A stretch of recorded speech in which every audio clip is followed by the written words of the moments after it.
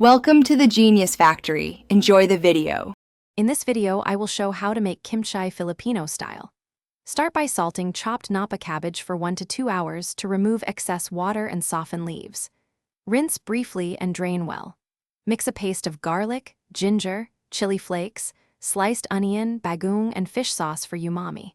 Massage paste into cabbage thoroughly, pack into a jar tightly, and leave at room temperature to ferment until bubbly and tangy. Make the paste next while the cabbage salts, using a bowl to combine garlic, ginger, chili flakes, sliced onion, bagoong, and fish sauce into a thick paste.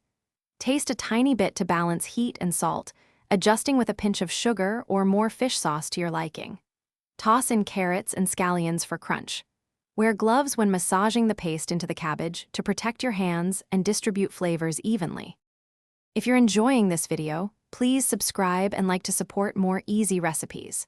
Quick recommendation: life's too short for cheap socks. Go darn tough with a lifetime warranty for reliable comfort in the kitchen or on hikes.